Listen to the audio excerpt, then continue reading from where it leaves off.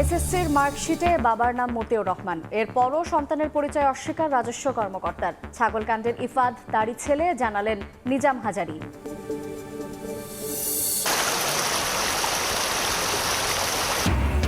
পানিতে থই থই সিলেট সুনামগঞ্জ। ঘর বাড়ি ছাড়া হাজার হাজার মানুষ। তলিয়ে গেছে হাসপাতাল, ছুটছেন নিরাপদ আশ্রয়ে। ৮ জুলাই পর্যন্ত সিলেট বিভাগে এইচএসসি পরীক্ষা স্থগিত। 2 দিনের সফরে শুক্রবার দিল্লি যাচ্ছেন প্রধানমন্ত্রী শেখ হাসিনা। ভারতের সঙ্গে বিএনপির বৈরী সম্পর্কের জেরে দেশের ক্ষতি করেছে দলটি, বললেন ওবায়দুল কাদের। গণমাধ্যমে যে সম্পদের খবর এসেছে তার সবই বৈধ, সিঙ্গাপুরে বসে দাবি করলেন পুলিশের সাবেক কমিশনার আসাদুজ্জামান মিয়া। 22 জুন দেশে ফিরে জবাব দেবেন সব ষড়যন্ত্রের। এবং বিশ্বকাপের সুপার 8-এ টাইগারদের ভিন্ন রূপে দেখার অপেক্ষায় সাবেক ক্রিকেটাররা। অ্যান্টিগায় শুক্রবার প্রতিপক্ষ মাইটি অস্ট্রেলিয়া। প্রত্যাশা দায়িত্বশীল ব্যাটিংয়ের।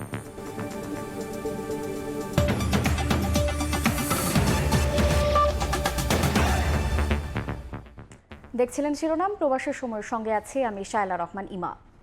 খাসির ছবি সহ ভাইরাল হওয়া যুবক মুশফিকুর রহমান ইফাত যে মোবাইল নম্বরটি ব্যবহার করেন সেটি তার মা শাম্মী আক্তার শিবলির জাতীয় পরিচয়পত্রের মাধ্যমে তোলা। সেই পরিচয়পত্রে শাম্মী আক্তারের স্বামীর নামের জায়গায় উল্লেখ আছে মতিউর রহমান। এসএসসির মার্কশিটেও তাই। এদিকে ফেনীর সংসদ সদস্য নিজামুদ্দিন হাজারীও বলেছেন ইফাত তার ভাগিনা আর মতিউর রহমান তার বোনের স্বামী। যদিও জাতীয় রাজস্ব বোর্ডের সদস্য মতিউর রহমানের দাবি এটি অন্য কোনো মতিউর রহমান। গুঞ্জন আছে হয়তো এরই মধ্যে দেশ ছেড়েছে মুশফিকুর রহমান ইফাদ। বুলবুল রেজার রিপোর্ট।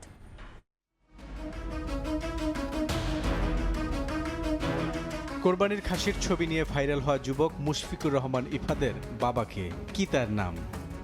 আমি নিজেও খুব সারপ্রাইজ, এমন ভাবে ট্রোল হচ্ছে যেটা আমার তো ফ্যামিলির জন্য। আমার ছেলে তো জীবনে কোনোদিন মনে করেন গরু কিনা তো দূরে, একটু ডিফারেন্ট টাইপের আর কি।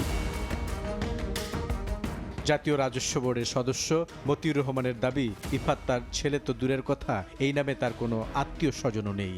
মতিউর রহমানের নামই বা আসলো কিভাবে? ছাগলকাণ্ডে বেরিয়ে আসছে একের পর এক চাঞ্চল্যকর তথ্য। মুশফিকুর রহমান ইফাত যে মোবাইল নম্বরটি ব্যবহার করেন সেটি তোলা হয়েছে তার মা শাম্মী আক্তার শিবলির জাতীয় পরিচয়পত্রের মাধ্যমে। সেখানে শাম্মী আক্তারের স্বামীর নাম মতিউর রহমান। বাড়ির যে ঠিকানা ব্যবহার করা হয়েছে সেটি ধানমন্ডি 8 নম্বর সড়কের 41 নম্বর বাসা। এই বাসাতেই থাকেন ইফাত। সময় সংবাদ সেটিও নিশ্চিত করেছে। এখন প্রশ্ন হলো, শাম্মী আক্তারের স্বামীর নাম মতিউর রহমানই কি রাজস্ব বোর্ডের সদস্য মতিউর রহমান? জানা যাক শাম্মী আক্তারের গাড়ি চালক কি বলছেন। ওনার হাজবেন্ড কি ওই যে রাজস্ব বোর্ডে চাকরি করেন মতিউর রহমান? জি। মতিউর রহমান কি ওই বাসায় আসা যাওয়া করতেন বা ওনার ছেলে মেয়ে কয়জন আসলে? আসা যাওয়া করতেন। একসময় মুশফিকদের গাড়ি চালক ছিলেন নয়ন নামে এই ব্যক্তি। এদিকে ফেনী 2 আসনের সংসদ সদস্য নিজামুদ্দিন হাজারী সময় সংবাদকে জানিয়েছেন জাতীয় রাজস্ব বোর্ডের সদস্য মতিউর রহমানের ছেলেই ইফাত সম্পর্কে তার ভাগ্নে। এটা সঠিক, উনি আমার মামাতো বোন, আমার মেজ মামার মেয়ে, এবং ইফাত ওনার ছেলে, মানে আমার ভাগিনা। এটা সঠিক, উনি হচ্ছে আমার মামাতো বোনের হাজবেন্ড। ইফাদের এসএসসি পরীক্ষার মার্কশিটও হাতে এসেছে সময় সংবাদের। সেখানেও বাবার নাম মতিউর রহমান, মায়ের নাম শাম্মী আক্তার শিবলি। এত কিছুর পরেও মতিউর রহমানের দাবি ইফাত তার ছেলে নয়। শাম্মী আক্তার শিবলি নামে কাউকে তিনি চেনেন না। তার সঙ্গে কয়েক দফা যোগাযোগের চেষ্টা করলে তিনি হোয়াটসঅ্যাপে খুদে বার্তায় এই প্রতিবেদককে জানান জাতীয় পরিচয়পত্রে শাম্মী আক্তারের স্বামীর নামের জায়গায় যে মতিউর রহমানের উল্লেখ আছে তা অন্য কারো হতে পারে। মঙ্গলবার দুপুরের পর থেকেই খোঁজ নেই ইফাদের। মোবাইল ফোনটিও বন্ধ। এরই মধ্যে দেশ ছেড়েছে ইফাদ, এমন গুঞ্জনও রয়েছে। বুলবুল রেজা, সময় সংবাদ, ঢাকা। সাদিক অ্যাগ্রো থেকে খাসি কেনেননি, বরং তাকে মডেল হিসেবে দেখানো হয়েছে। আলোচিত ইফাদের এমন বক্তব্যের বিরোধিতা করলেন সাদিক অ্যাগ্রোর কর্ণধার ইমরান হোসেন। শুধু তাই নয়, গরু খাসি কেনা বাবদ তাকে দেয়া বায়নার 11 লাখ টাকা বাজেয়াপ্ত করবেন নাকি ফেরত দেবেন। ইফাদের সঙ্গে যোগাযোগ করতে না পারার কারণে কোনো সিদ্ধান্তও নিতে পারছেন না তিনি। শেষ মুহূর্তের বিতর্কে গরু খাসি ও বায়নার টাকা ফেরত নিতে আসবে না বলেও সাদিক অ্যাগ্রোকে জানিয়েছে ইফাদ। ইমরানের এমন দাবির সত্যতাও তাদের চ্যাট বক্সের তথ্যে।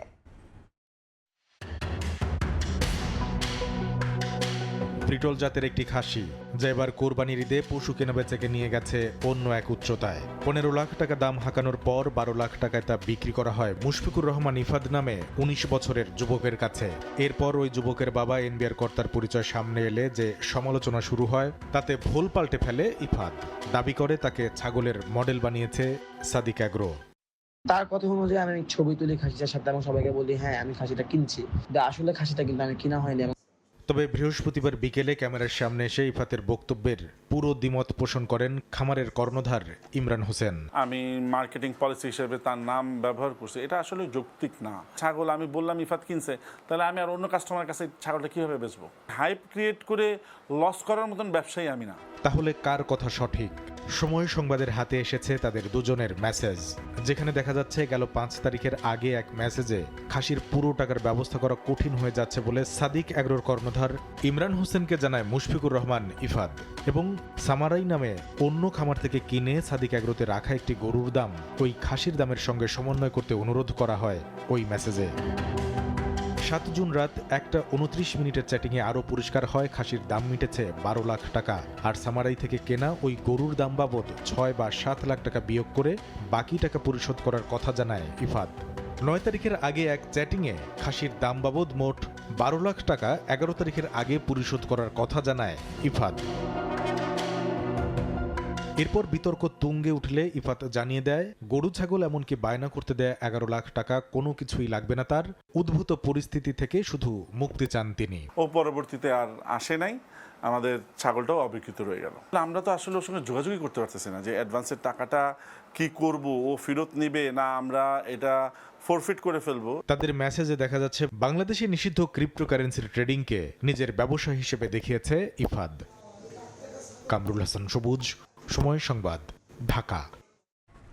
গণমাধ্যমে যে সম্পদের খবর এসেছে তার সবই বৈধ বলে দাবি করেছেন সাবেক পুলিশ কমিশনার আসাদুজ্জামান মিয়া।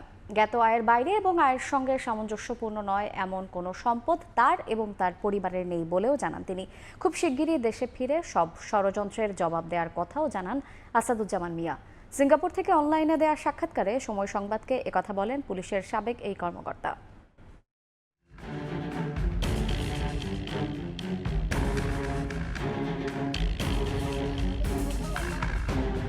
বেনজির আহমেদের পর আলোচনায় আসেন আসাদুজ্জামান মিয়া।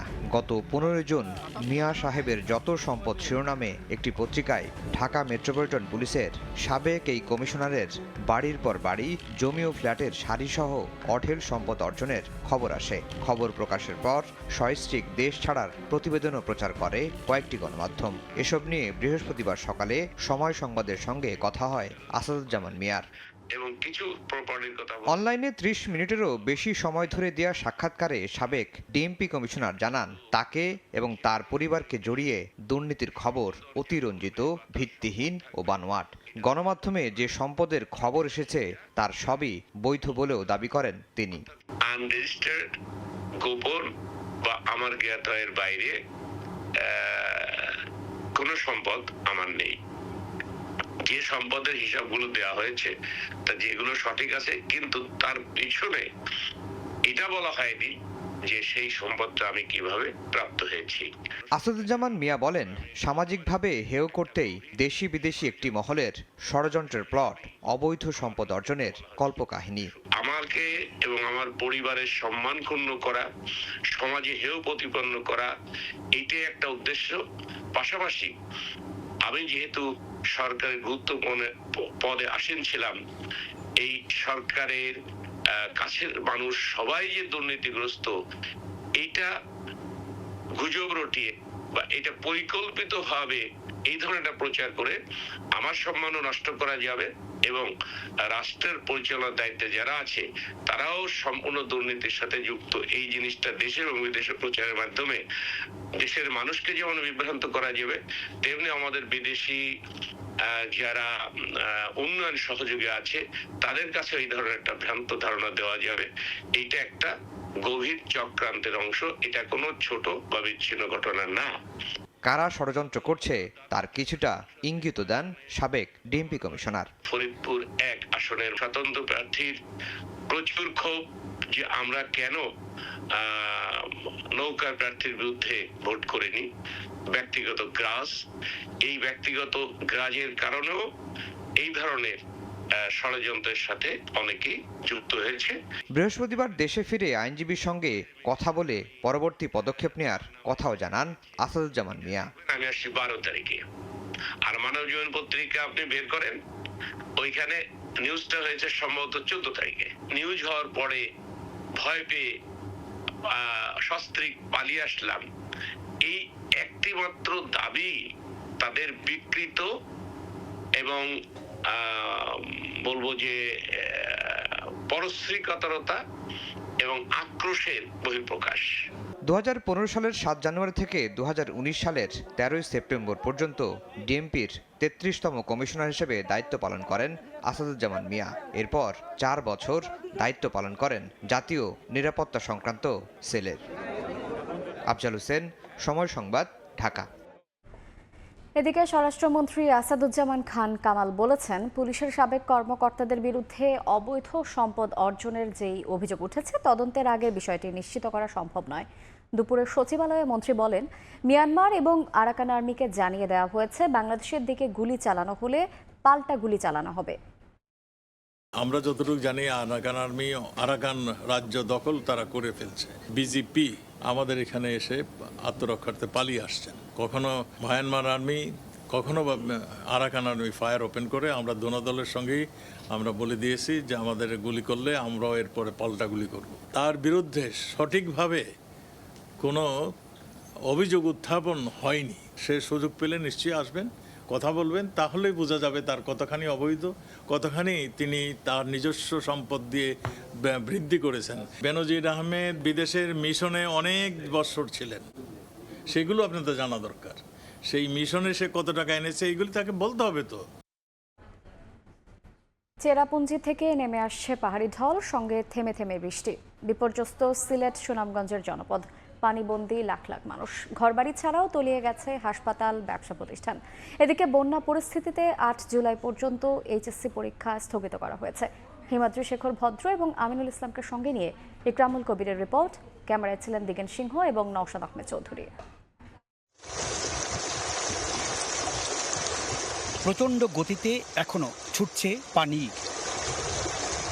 পানির তোরে ভাঙছে বসত ভিটা। সুনামগঞ্জের সাতক উপজেলার হাওর তীরবর্তী ঝাউয়ারপাড় গ্রাম। ছোট এই গ্রামটির অনেকেই ঘর ছেড়েছেন, দুয়ারে ঝুলছে তালা। যারা এখনো আছেন তাদের আক্ষেপ, এখনো দেখতে আসেনি কেউ। বাসিন্দাদের সঙ্গে গবাদি পশুও রয়েছে এ গ্রামে। আমরা তো পানির উপরে বাসাই, আমরা কষ্ট করে চললাম, গরু পাশে সব কিছু কষ্ট করে চলে। বন্যার মাঝে কোনো কাম কাজ নাই। পানি থেকে রক্ষা পায়নি হাসপাতালও। কৈতক ট্রমা সেন্টার ও 20 শয্যা বিশিষ্ট হাসপাতালে এখন হাঁটু সমান পানি। শিশু ও বৃদ্ধ রোগীদের কোলে করে চিকিৎসা দিতে নিয়ে যান স্বজনেরা। হাসপাতালের পানি হইলে স্যারে যে আমরা অসুস্থ হইলে বাচ্চা কাচ্চা লইয়া আওয়াটা তো কষ্ট হয়ে যায়। কি হসপিটালের নিচতলা পানির নিচে আছে, এরপরেও মানুষের সেবার থাকিদে দুতলায় সেবা কার্যক্রম চালু রাখতেছি। বৃহস্পতিবার বিকেলে সুনামগঞ্জের বন্যা কবলিত এলাকা পরিদর্শন করেছেন পানি সম্পদ প্রতিমন্ত্রী জাহিদ ফারুক। সদর উপজেলার মঈনপুর সরকারি প্রাথমিক বিদ্যালয়ের আশ্রয় কেন্দ্রে ত্রাণ বিতরণ করেন তিনি। বন্যার প্রকোপ কমাতে বৃষ্টি নদী খনন করার কথা জানান মন্ত্রী। মিঠামইনে যেটা হয়েছে সেটা ব্যাপারে মাননীয় প্রধানমন্ত্রী যেটা বলছে, আপনি যেটা বললেন, আমরা সেখানে যাতে করে জল নদী পানি যাতে পাস করে সেটার ব্যবস্থা আমরা যদি আটকিয়ে যায়, এবার বন্যার সময় আমরা দেখব, বর্ষার সময় যে আটকিয়ে যায় সেটার জন্য আমরা ব্যবস্থা গ্রহণ করব। এটা হচ্ছে সুরমা নদীতে কিছু জায়গায় কিছু হাম্প হয়ে আছে, চর পরে উঁচু হয়ে গেছে, এগুলোকে আমরা ড্রেজিংয়ের আওতায় আমরা আনতেছি। এদিকে 4 দিন ধরে সিলেটের 8 লক্ষাধিক মানুষ পানিবন্দী অবস্থায় আছেন। ভারতের চেরাপুঞ্জি সহ মেঘালয় ও আসামে বৃষ্টিপাতে সৃষ্ট ঢলে সুরমা কুশিয়ারা নদীর পানি 5টি পয়েন্টে বিপদসীমার উপর দিয়ে প্রবাহিত হচ্ছে। মালামাল অনেকগুলো তলায় যায়, আমরা কিছু মাল আংশিক দূরে সরাই নিতে পারি। বন্যায় আমার প্রায় 2,02,000 মন সরিষা নষ্ট হয়েছে। আপনার কোম্পানিগঞ্জে পানি ঢুকে 5 শতাধিক দোকান ও ব্যবসা প্রতিষ্ঠানের ব্যাপক ক্ষতি হয়েছে। এতে 10 কোটি টাকার বেশি ক্ষয়ক্ষতির দাবি ব্যবসায়ীদের। এদিকে বন্ধ রয়েছে সিলেটের সব পর্যটন কেন্দ্র। আকস্মিক বন্যার কারণে 4 দিন ধরে এই সাদা পাথর সহ সিলেটের প্রত্যেকটি পর্যটন কেন্দ্র বন্ধ রয়েছে। এই অবস্থায় কোটি কোটি টাকার লোকসান হচ্ছে পর্যটন খাতে। অবস্থার উন্নতি কবে হবে তা এখন পর্যন্ত বলা যাচ্ছে না। এই পর্যটন কেন্দ্র বন্ধ হওয়ার পর থেকে আপনার প্রায় 5 লক্ষ তো ব্যবসায়ী মোটামুটি আপনার খুব খারাপ অবস্থা। এদিকে বন্যা পরিস্থিতির কারণে সিলেট বিভাগের এইচএসসি ও সমমানের পরীক্ষা আগামী 8 জুলাই পর্যন্ত স্থগিত করা হয়েছে। 30 জুন থেকে এই পরীক্ষা শুরু হওয়ার কথা ছিল, তবে 9 জুলাই থেকে যে পরীক্ষাগুলো হওয়ার কথা ছিল সে পরীক্ষাগুলো চলবে আগের নিয়মেই। সিলেট জেলা ও মহানগর মিলিয়ে 656টি আশ্রয় কেন্দ্র খোলা হয়েছে। এসব আশ্রয় কেন্দ্রে 19,959 জন মানুষ আশ্রয় নিয়েছেন। ইকরামুল কবির, সময় সংবাদ, সিলেট। এদিকে হবিগঞ্জের খোয়াই এবং সুনাই নদীর বাঁধ ভেঙে অন্তত 25 গ্রাম প্লাবিত হয়েছে। তলিয়ে গেছে মৌলভীবাজার কমলগঞ্জ আঞ্চলিক সড়ক। অন্যদিকে ভারতের উত্তর সিকিমে গত কয়েকদিনের বর্ষণে বেড়েছে তিস্তা নদীর পানি।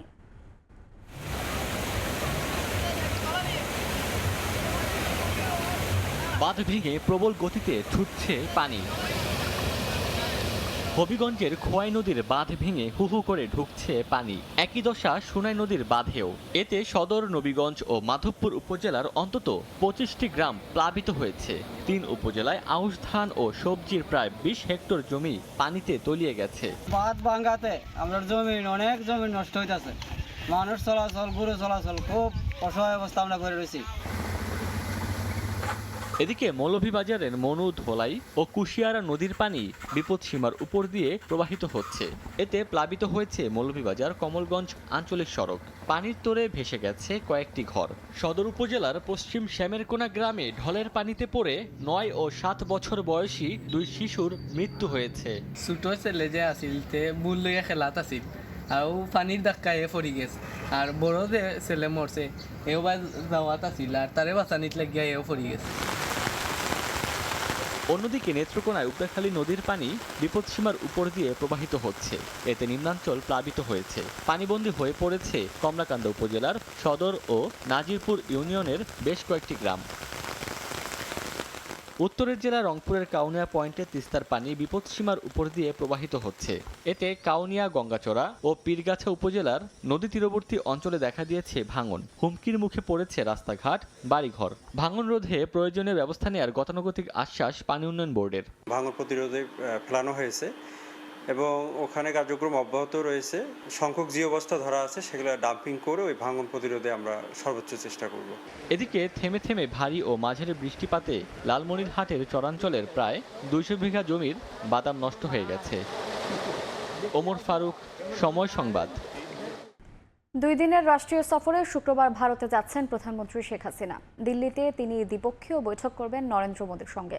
রাজনীতি বিশ্লেষকদের মতে এই বৈঠকে পারস্পরিক সহযোগিতা বাড়ানোর মতো খাত তৈরি করতে পারে ভারত।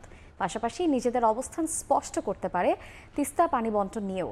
বিস্তারিত জানাচ্ছেন সুব্রত আচার্য।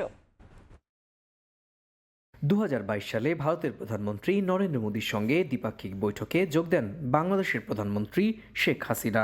ওই বৈঠকে 2 দেশের মধ্যে স্বাক্ষর হয় 7টি সমঝোতা স্মারক। কথা হয় বাণিজ্য, বিনিয়োগ, অভিন্ন নদীর পানি বণ্টন, নিরাপত্তা সহযোগিতা, বিদ্যুৎ জ্বালানি খাতের বৃদ্ধি, সীমান্ত ব্যবস্থাপনা, মাদক ও মানব পাচার রোধ নিয়েও।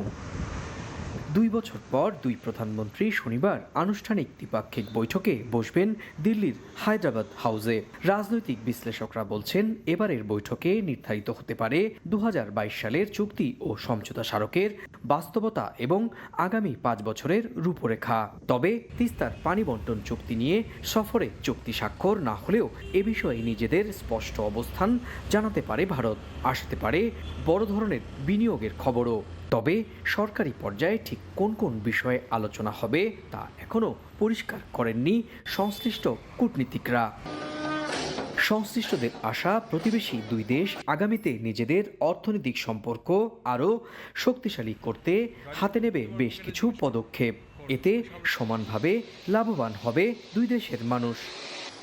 ভারত এবং বাংলাদেশের মধ্যে সম্পর্ক ঐতিহাসিক এবং পরীক্ষিত, কিন্তু এই সম্পর্কের মধ্যেও দুটো গুরুত্বপূর্ণ বিষয় প্রশ্নচিহ্ন হয়ে রয়েছে, একটি তিস্তা চুক্তি আর অন্যটি ভারসাম্যহীন বাণিজ্যিক সম্পর্ক।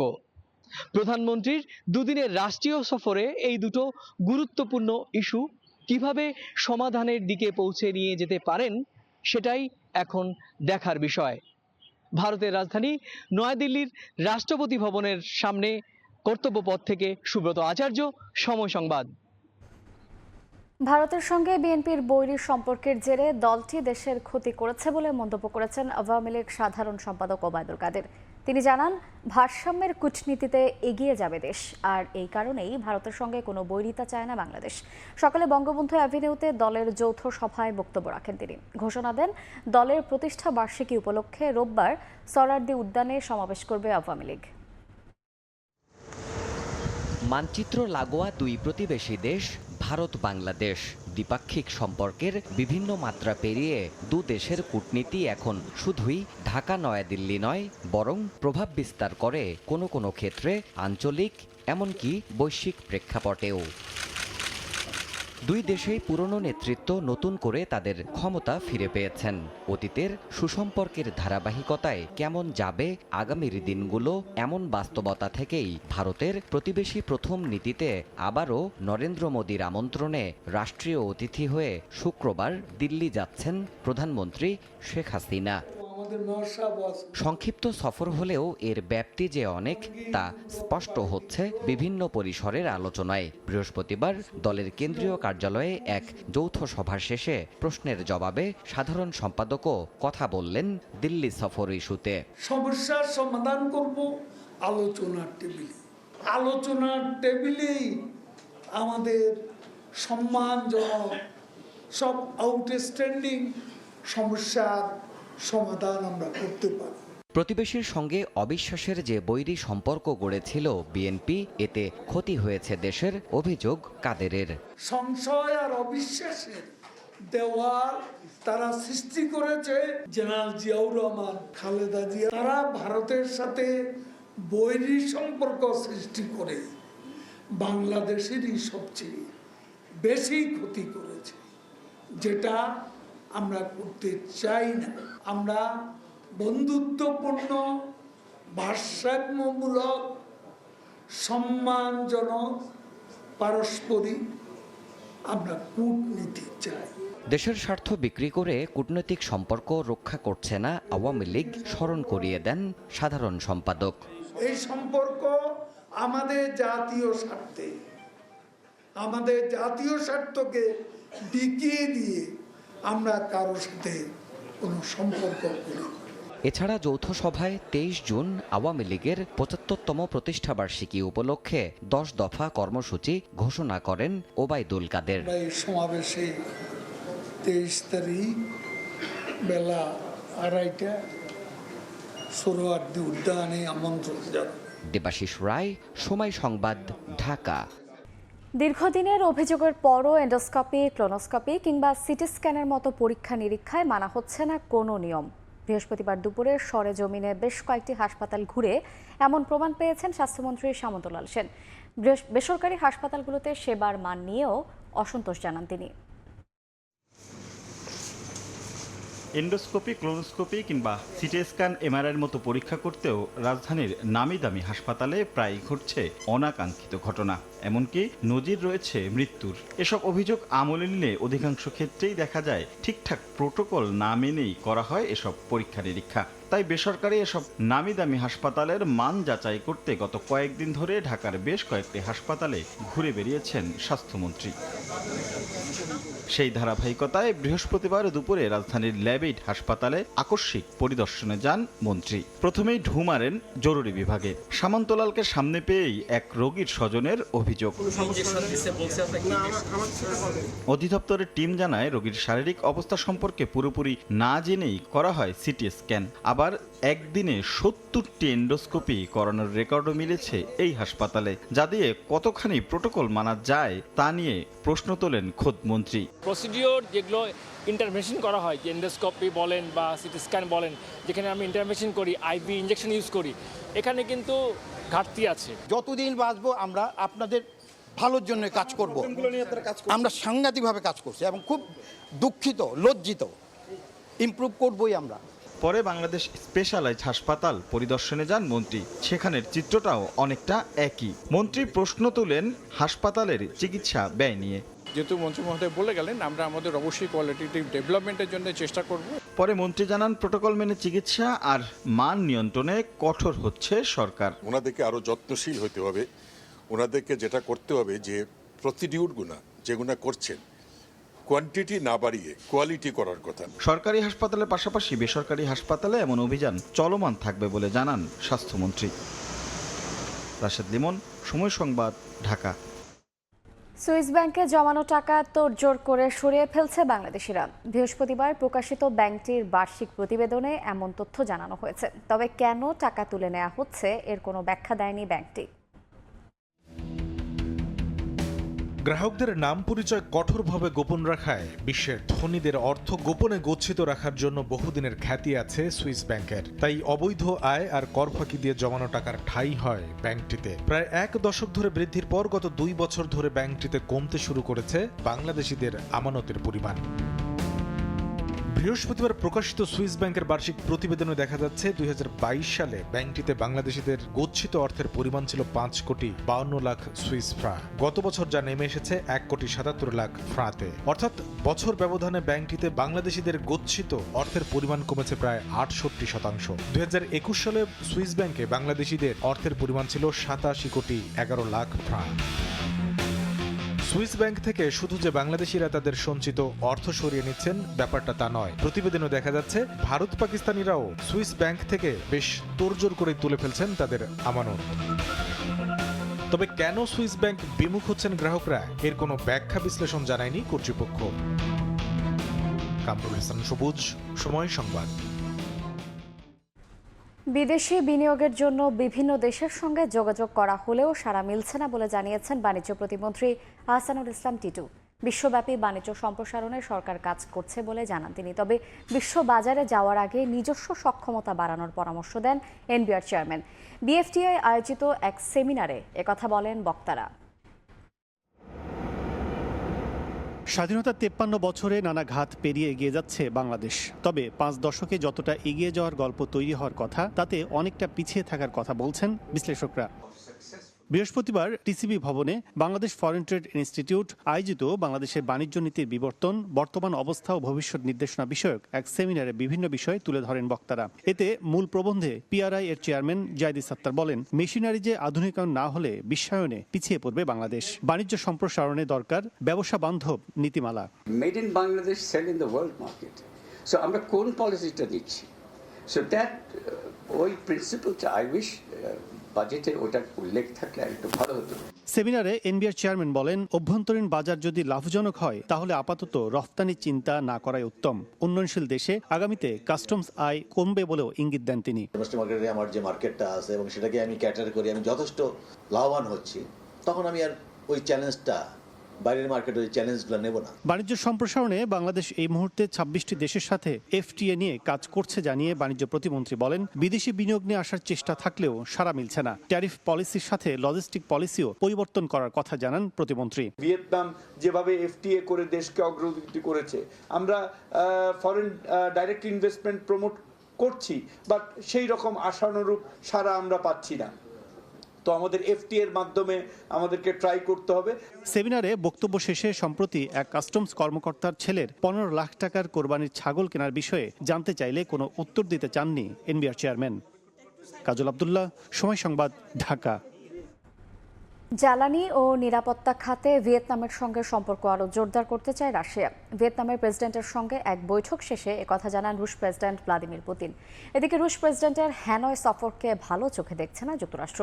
তাদের দাবি, এই সফরে ইউক্রেন আগ্রাসনকে আরও বৈধতা দেওয়ার সুযোগ পাবেন পুতিন। ক্ষমতার নতুন মেয়াদে চীন ও উত্তর কোরিয়া সফরের পর তৃতীয় দেশ হিসেবে কমিউনিস্ট শাসিত আরেক রাষ্ট্র ভিয়েতনামে গিয়েছেন রুশ প্রেসিডেন্ট ভ্লাদিমির পুতিন। বৃহস্পতিবার ভোররাতে দেশটির রাজধানী হ্যানওয়েতে পৌঁছান তিনি।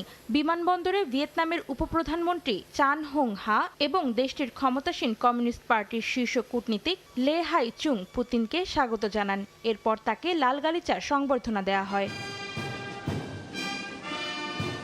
প্রেসিডেন্ট ভবনেও পুতিনকে রাষ্ট্রীয় সংবর্ধনা দেওয়া হয়। সেখানে উপস্থিত ছিলেন ভিয়েতনামের প্রেসিডেন্ট টুলাম। প্রেসিডেন্ট ভবনেই পুতিনের সঙ্গে বৈঠকে বসেন তিনি। আলোচনায় এক পর্যায়ে টুলাম বলেন, রাশিয়ার সঙ্গে সম্পর্ক জোরদার করতে চায় ভিয়েতনাম। পুনরায় নির্বাচিত হওয়ার জন্য এবং মস্কোর রাজনৈতিক স্থিতিশীলতা বজায় রাখার জন্য পুতিনকে অভিনন্দনও জানানো হয়। অন্যদিকে জ্বালানি ও নিরাপত্তা খাতে ভিয়েতনামের সঙ্গে রাশিয়ার সম্পর্ক আরও জোরদার করার কথা বলেছেন রুশ প্রেসিডেন্ট। সেখানে এই নিয়ে কয়েকটি চুক্তি স্বাক্ষরিত হয়।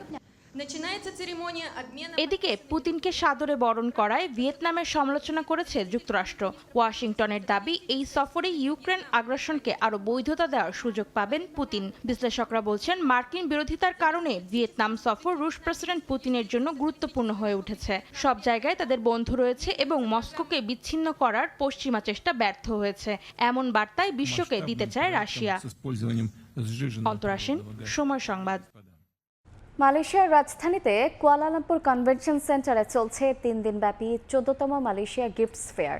এ মেলায় দ্বিতীয়বারের মতো অংশ নিয়ে বেশ সাড়া ফেলেছে বাংলাদেশি পণ্যের স্টল। মোহাম্মদ আব্দুল কাদেরের রিপোর্টে বিস্তারিত। 283টি প্রতিষ্ঠানের স্টলে বাহারি পণ্যের সমাহার। কুয়ালালামপুর কনভেনশন সেন্টারে মঙ্গলবার থেকে শুরু হওয়া 3 দিনব্যাপী মেলায় বসেছে এসব স্টল। অংশ নিয়েছে বাংলাদেশ সহ বিশ্বের 7টি দেশ। মেলায় দেশীয় বিভিন্ন পণ্যের সমাহার নিয়ে অংশ নিয়েছে বাংলাদেশ। প্রথম দিন থেকেই বেশ সাড়া ফেলেছে পাট ও চামড়াজাত পণ্য। দেশটিতে নিযুক্ত বাংলাদেশের হাইকমিশনার জানালেন, মালয়েশিয়ায় ক্রমে চাহিদা বাড়ছে বাংলাদেশি পণ্যের। বাংলাদেশের যে নন ট্রেডিশনাল যে প্রোডাক্টসগুলো আছে, পাট এবং পাটজাত পণ্য, হ্যান্ডিক্রাফটস এবং হোম ডেকর থেকে শুরু করে বিভিন্ন রকমের পণ্য এক্সপোর্টেবলস তারা নিয়ে এসেছেন এবং সেগুলো শুধু দৃষ্টিনন্দন না, সেগুলো মানসম্মত। পোশাকের পাশাপাশি মালয়েশিয়ায় অন্যান্য পণ্য রফতানির সুযোগ সৃষ্টির লক্ষ্যে চেষ্টা চলছে বলেও জানান হাই কমিশনার। মেলার শুরুর দিন থেকেই বাংলাদেশি স্টলগুলোতে বিদেশি ব্যবসায়ী সহ দর্শনার্থীদের ভিড় ছিল চোখে পড়ার মতো। তাদের কণ্ঠে ছিল বাংলাদেশের পাটজাত পণ্যের প্রশংসা। মোহাম্মদ আব্দুল কাদের, সময় সংবাদ, কুয়ালালামপুর, মালয়েশিয়া। টি-20 বিশ্বকাপ প্রসঙ্গ। অস্ট্রেলিয়ার বিপক্ষে ম্যাচ দিয়ে শুরু হতে যাচ্ছে বাংলাদেশের সুপার 8 মিশন। নতুন ভেন্যুতে টাইগারদের সামনে অপেক্ষা করছে নতুন চ্যালেঞ্জ। অস্ট্রেলিয়ার সামর্থ্য সম্পর্কে জানা থাকলেও তাদের চ্যালেঞ্জ জানাতে প্রস্তুত নাজমুল হোসেন শান্তর দল। অন্যদিকে সুপার 8-এ কোয়ালিফাই করা বাংলাদেশকে মোটেও হালকাভাবে নিচ্ছে না অজিরা। স্যার ভিভিয়ান রিচার্ড স্টেডিয়ামে ম্যাচ শুরু হবে বাংলাদেশ সময় শুক্রবার ভোর 6:30টায়। অ্যান্টিগা থেকে সাজিদ মুস্তাহিদের রিপোর্ট।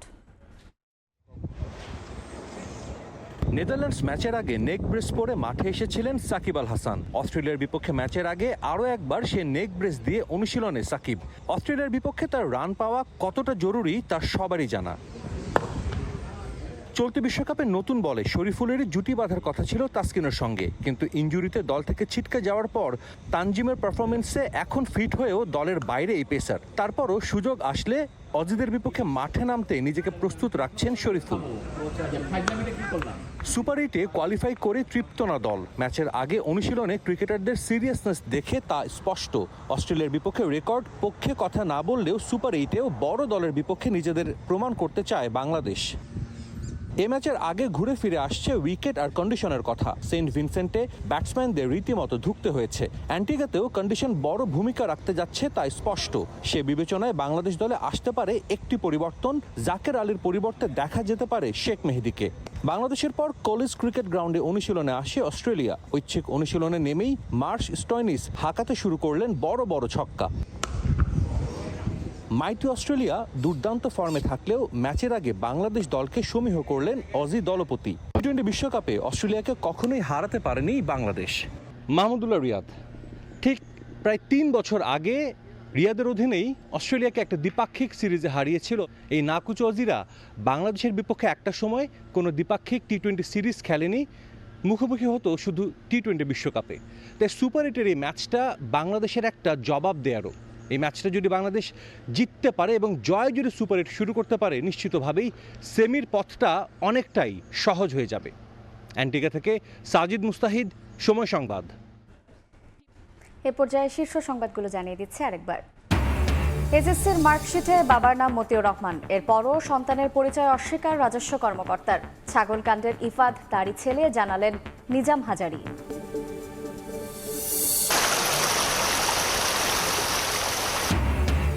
পানিতে থই থই সিলেট সুনামগঞ্জ, ঘর বাড়ি ছাড়া হাজার হাজার মানুষ। তলিয়ে গেছে হাসপাতাল, ছুটছেন নিরাপদ আশ্রয়ে। 8 জুলাই পর্যন্ত সিলেট বিভাগে এইচএসসি পরীক্ষা স্থগিত। এবং দুদিনের সফরে শুক্রবার দিল্লি যাচ্ছেন প্রধানমন্ত্রী শেখ হাসিনা। ভারতের সঙ্গে বিএনপির বৈরী সম্পর্কের জেরে দেশের ক্ষতি করেছে দলটি, বললেন ওবায়দুল কাদের।